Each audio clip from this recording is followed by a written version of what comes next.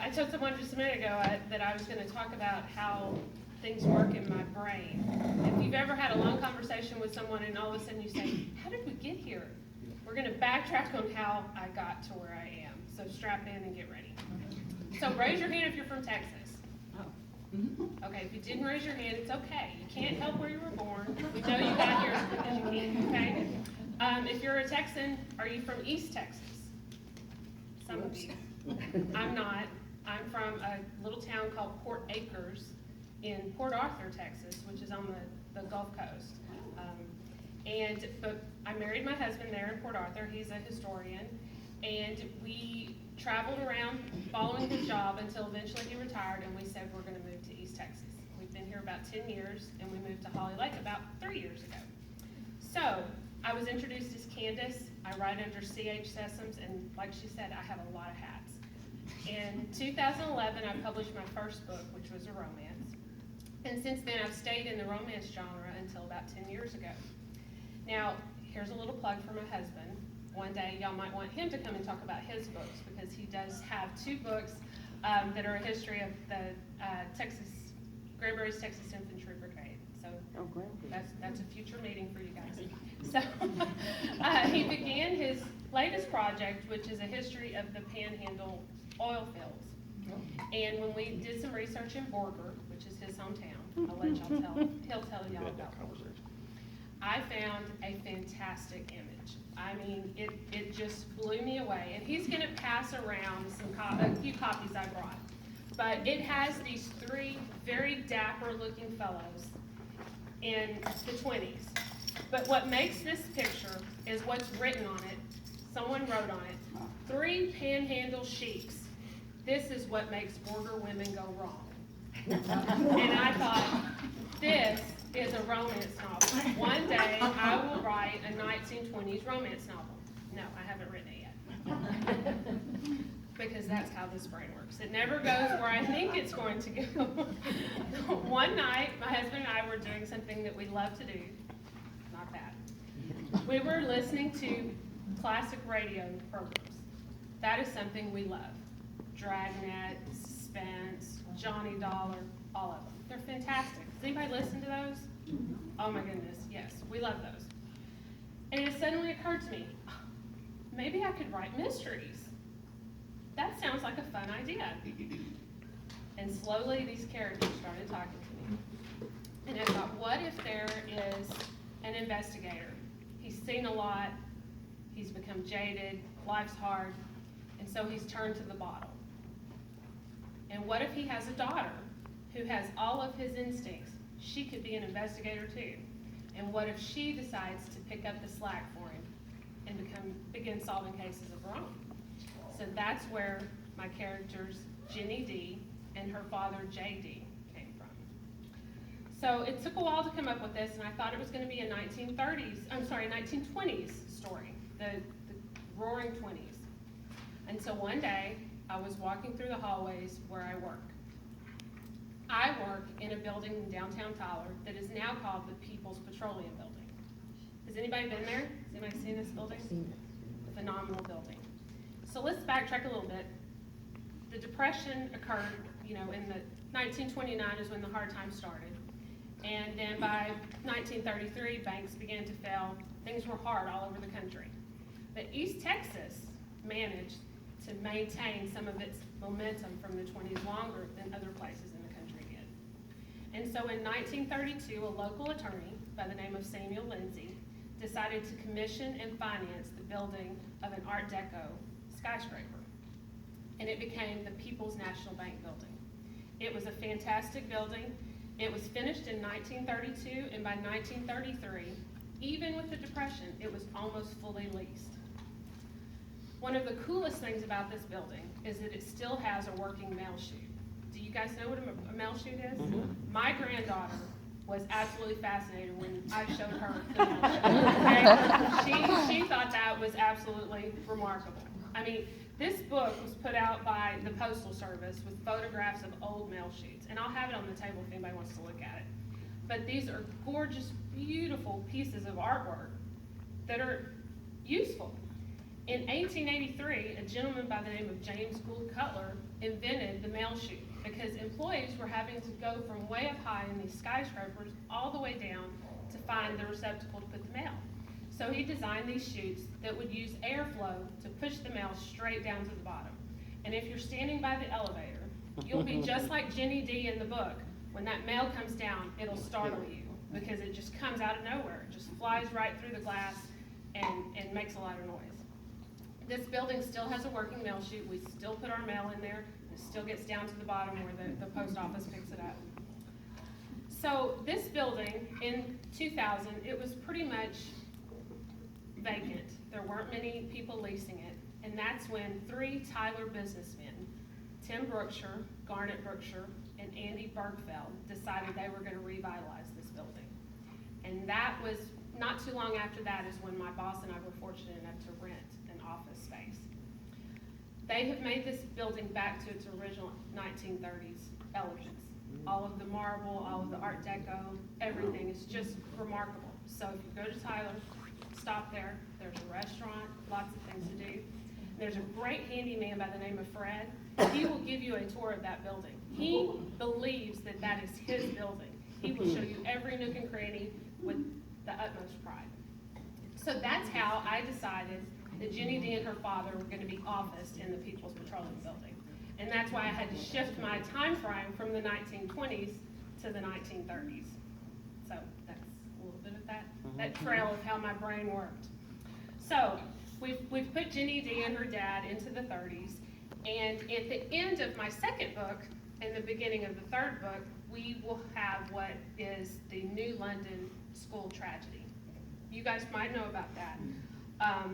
But in 1932, the town of New London, a very small oil town, managed to, with the revenue from the oil field, build what was one of the most expensive schools at that time period. They were pumping gas to, natural gas to heat the building directly from the pipelines. So that was how they were heating the building. But on March the 18th in 1937, a catastrophe struck. The school was mostly let out. Several of the grades had let out early, but there were still about 500 students in the school that day when a instructor turned on a sander and a spark ignited gas that had been building up in the building. Witnesses said that the walls bulged out, the roof rose up and came back down, and the entire building was destroyed. East Texas went into action. The workers came in from the fields, brought their equipment, and began to dig through the debris to find their children. And in the story, Jenny D, my character, actually goes onto the scene to help transport some of these children. In Tyler, Mother Frances Hospital was due to open the day after the catastrophe, but the sisters opened the hospital early to take care of some of these injured children. Walter Cronkite, actually, as a very young journalist, reported on the story, and later on he said, "I did nothing in my studies, nor in my life, to prepare me for a story of the magnitude of that New London tragedy, nor has any story since that awful day equaled it." The cause of the catastrophe was the gas that had built up in the building, and it was odorless and colorless. And it was because of that tragedy that later they began to add the additive to the natural gas so that we would smell it and we would know it was building up. So that was a very interesting piece of information that I came across. In my third book, The Case of the Texas Ranger, I was inspired to do a little research into the Rangers when my husband and I watched a movie with Kevin Costner called The Highwayman. Phenomenal movie. I can't tell you how many times we've seen it. Probably about 10. But that movie made me want to learn a little more about Frank Hamer, who tracked down Bonnie and Clyde. So I read a book called Texas Ranger, The Epic Life of Frank Hamer. And in that book, I learned something that was pretty interesting. Apparently, Frank Hamer was known as a defender of blacks during the period of time when Texas was known for a lot of lynchings. He actively fought against the KKK, and he believed that in the idea that everyone was innocent until proven guilty. It was his job to stand between the vigilantes that were doing this. In the early 1900s in Navasota, he befriended a young black fellow who was the son of a sharecropper of an ex-slave. Mance Lipscomb later on became a blues singer, but he followed Hamer around in his early days, and he thought he was just quite a person. And later on, Mance Lipscomb said, "He wasn't no piece of a man, he was a whole man." So in the story, I have a black fellow who befriends Jenny D, and he's very strongly inspired by the character of Mance Lipscomb. So that takes place in the third J.D. Pierson novel. So now I'm working on the fourth novel. I'm not going to tell you anything about it. No. I will tell you, though, that I'm also going to be working on a Christmas story. Last year, I lamented that I did not come up with a Christmas story for this series. I love Christmas stories. Those are my favorite. So I did come up with a Christmas story that I will be putting out later this year. And what's fun about that one is it's going to be a prequel. So I'm going to get to go to the 20s like I originally planned. So that is to say that just because I have plans, I may not get to them, but hey, tomorrow's another day. So that's a little bit about how my brain puts all of that together. Does anybody have any questions? How long does it usually take you to write a book? Oh, that's a good question. I do still work full-time. I'm a legal assistant, so I write in the evenings. I would say most of the time it takes me about 4 to 6 months to write. Mysteries take longer than romances because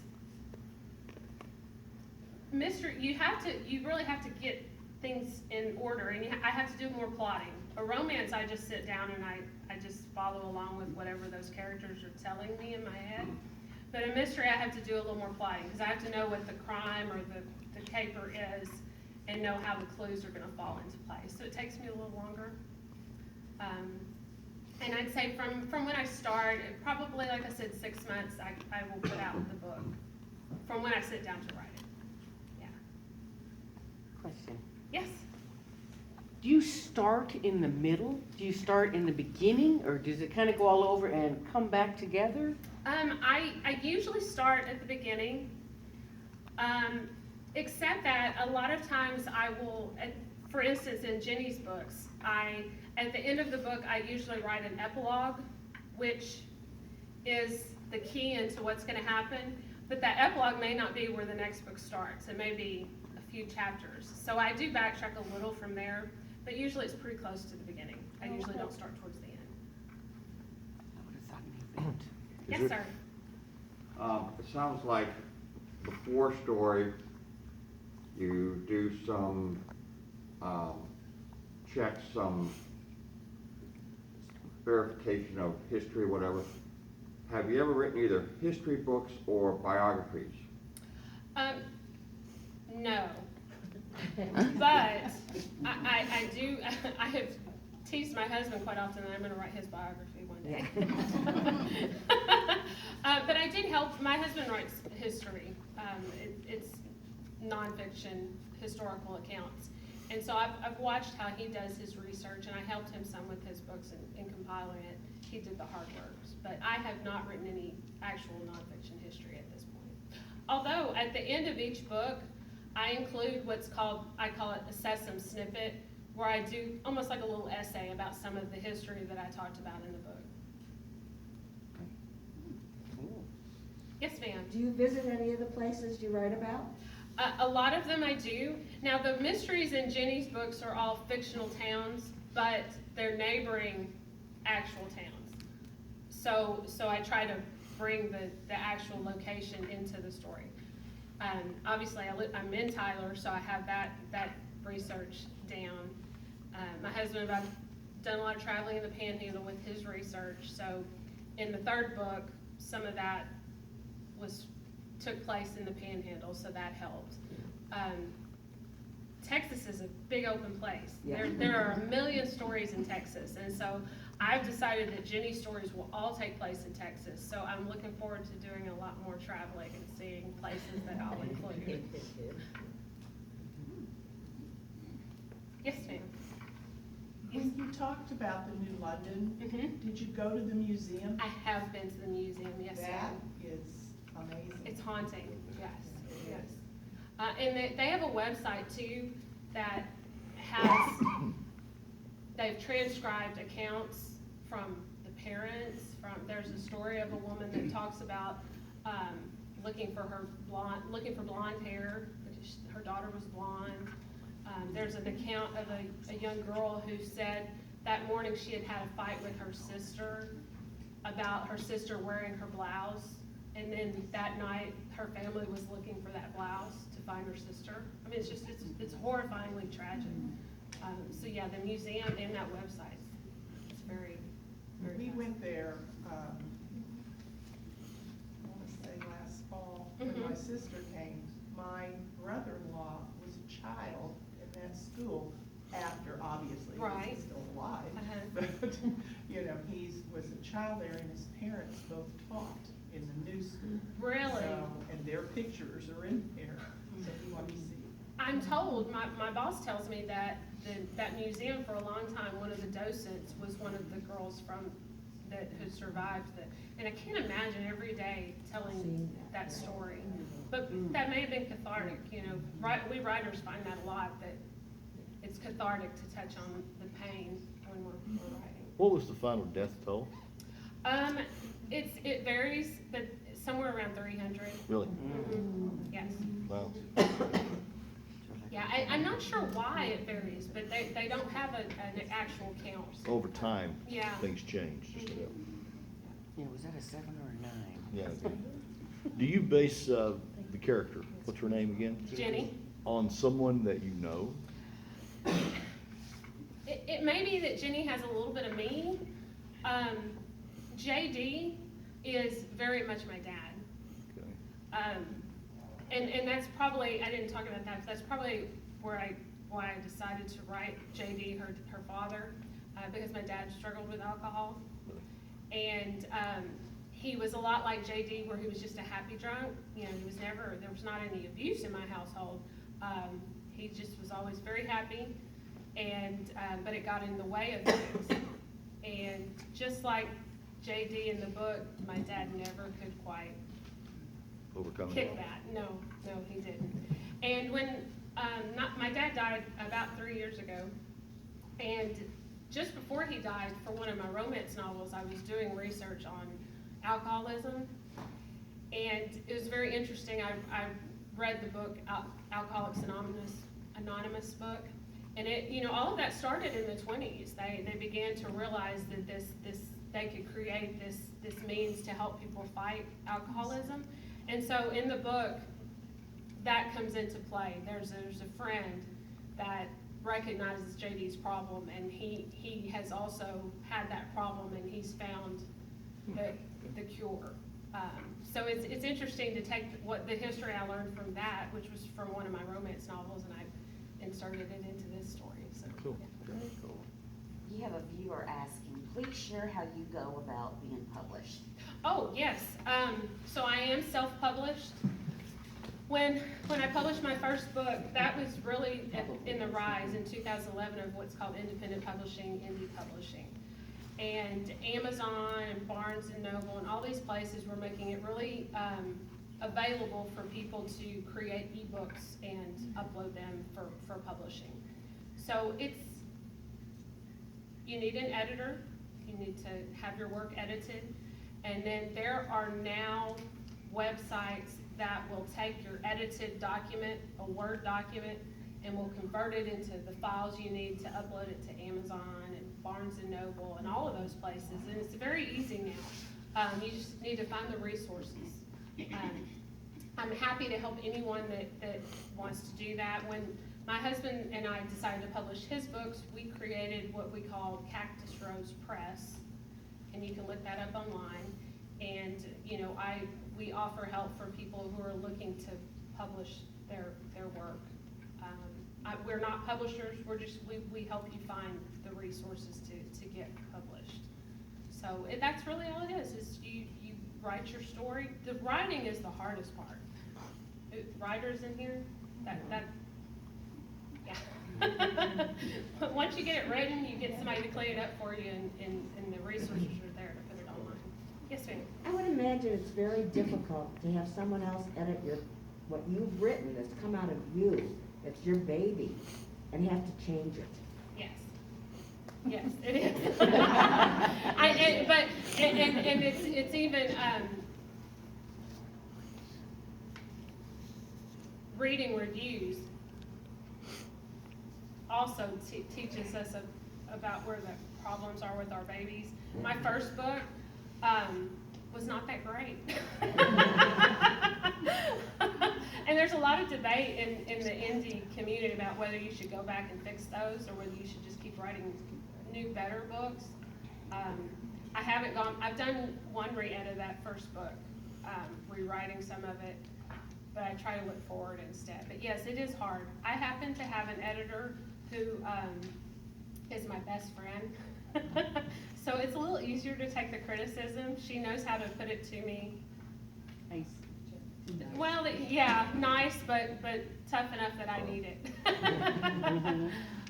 So, somebody else? Yes, I read your book featuring Joanna Hall. Are you going to do any more with her? Yes. Okay. Yes. And I have some little snippets in my brain of where I'm heading with that, especially with Grandpa. He's a feisty character. He's very funny. But yes, I do want to write Joanna again. I haven't picked my new ghost story because the Dark Road Winding is what I'm calling my Urban Legends of Texas series. And the urban legend is based on where I'm from, which is the legend of Sarah Jane Road, which is a curvy road down in Port Neches near where I grew up, where supposedly us kids would drive this road, turn off our headlights, so that we could see the ghost hanging from the tree. I never saw her.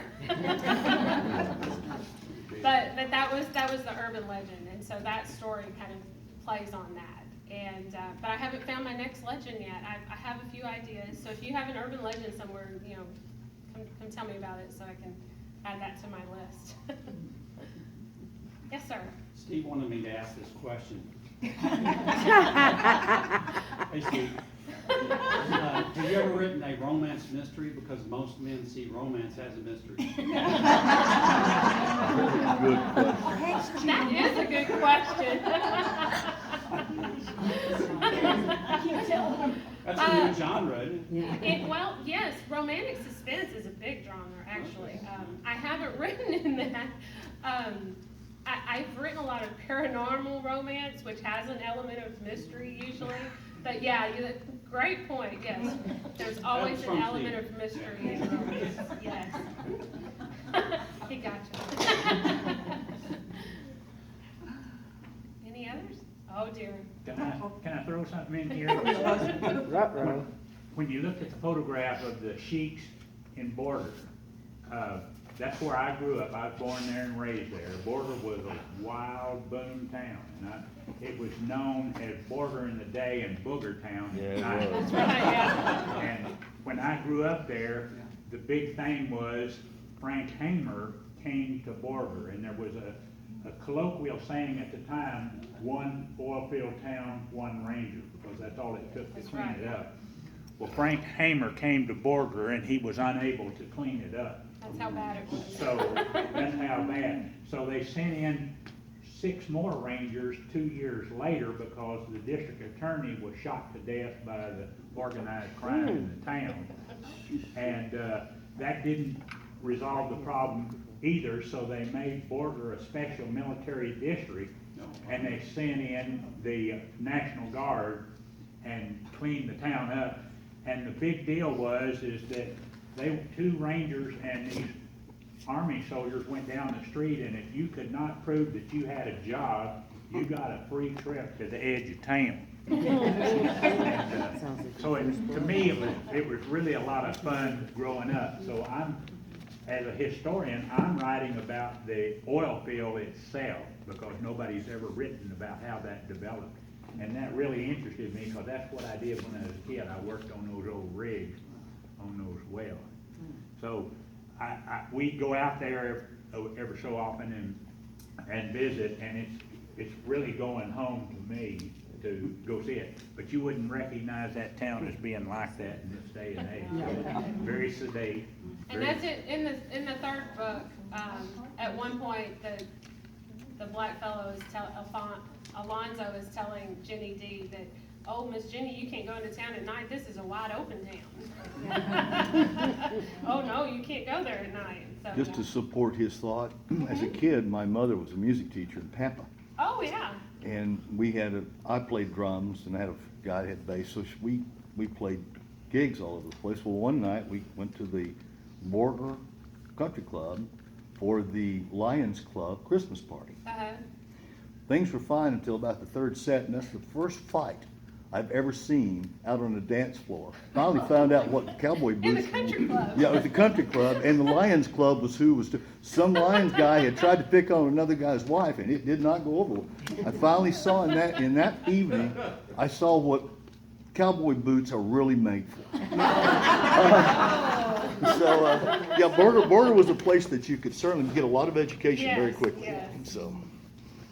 There's a lot of fodder for stories. Oh, no kidding. Anything else? Well, thank y'all so much. Y'all had great questions too. This was so much fun. Thank you for I have coming. one. So if y'all think, oh, yes, ma'am. Are you ever gonna write about Grand Saline? It's somewhat in my periphery. Do you have a thought? No.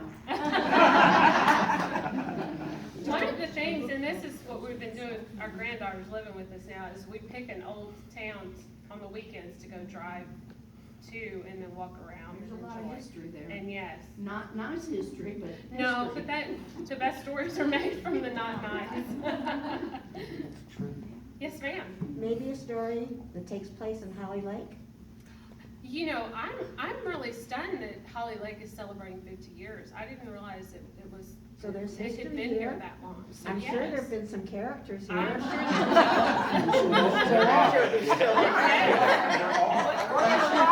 Yeah. Well, you know, that's what they say about writers, you know, be careful what you tell a writer, it might end up in a book. I tell her that. Any other questions? Yes, ma'am. Okay, with other writers, is there like a writers guild or something of local people that There- can share thoughts and ideas? There are a few local groups. There's East Texas Writers Guild, they meet in Tyler.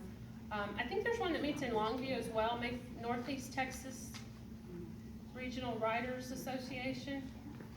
I have not been a part of the in-person groups. Most of my networking is online. I have a lot of Facebook groups I'm in that I do my networking. Excuse me. One of the things I learned when I first started, and the way I learned that indie publishing was the thing, was I got invited to a Facebook group. And you know, there's just thousands of people in this group, and they're all going different ways. And I learned very early that you have to find your tribe, that's what we call it.